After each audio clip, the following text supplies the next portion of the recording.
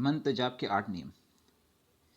मंत्र जाप कई लोग करते हैं, लेकिन मंत्र जाप के बावजूद उन्हें सिद्धि नहीं मिलती, या यूं कहे उनकी मुरादें पूरी नहीं होती हैं, उनकी साधना पूर्ण नहीं होती। इसके क्या कारण है, आइए हम जानते हैं मंत्र जाप के वो 8 नियम जो आवश्यक है सफलता के लिए। पहला नियम, शरीर की शुद्धि। अगर आप मंत्र जाप कर रहे हैं तो आप शरीर की शुद्धि का बेहतर ध्यान रखें, अर्थात स्नान करके ही आसन ग्रहण करें। बिना स्नान करके अशुद्ध अवस्था में अगर आप आसन करेंगे तो उचित नहीं होगा और आपको सफलता नहीं मिलेगी। दूसरा मुख्य नियम, साधना के लिए आसन आवश्यक है। संभव हो तो कुश के आसन पर बैठना चाहिए, क्योंकि इससे एक ऊष्मा का संचालन होता है जो शरीर के लिए बहुत ही आवश्यक है। इसलिए कुश के आसन पर बैठना बेहतर होता है। कई ऋषि मुनि कुश के आसन पर बैठकर ही साधना करते हैं।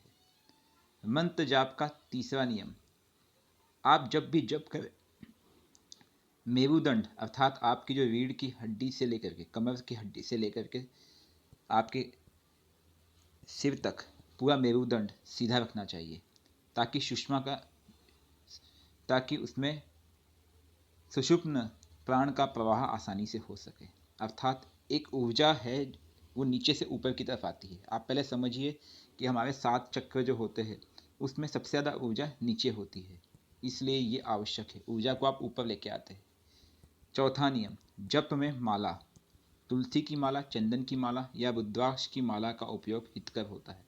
वैसे माला का चयन आप मंत्र के अनुसार करें तो बेहतर होता है, या जैसी आपकी आवश्यकता है, लेकिन हाँ सबसे बेहतर होता है तुलसी, चंदन या रुद्राक्ष की माला।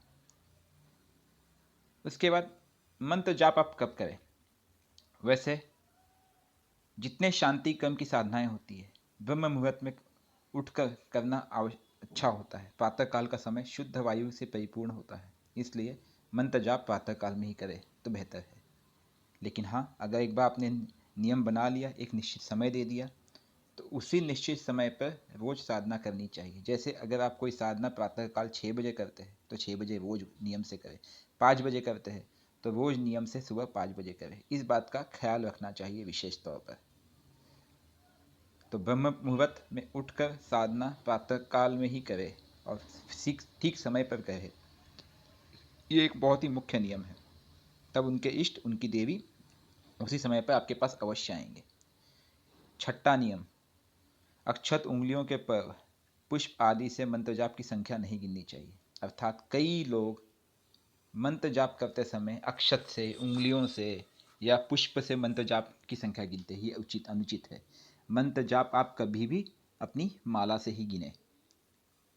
सातवां नियम, मंत्र शक्ति का अनुभव करने के लिए कम से कम 1 माला नित्य रोज जाप करें। अगर आपने कोई साधना कर ली है, आप सफल हुए हैं, उसके पश्चात भी आप उस मंत्र की 1 माला रोज नियम अनुसार करें। इससे एक शक्ति का निर्माण होता है जो आपके लिए फायदा करता है।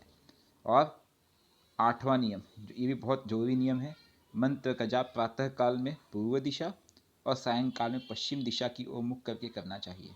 इससे लाभ होता है। प्रातःकाल जब सूरज उगता है पूरब से, इसलिए पूर्व दिशा, और सायंकाल में पूर्व पश्चिम की तरफ ढलता है, इसलिए सायंकाल में आप पश्चिम की तरफ करके मंत्र जाप करें।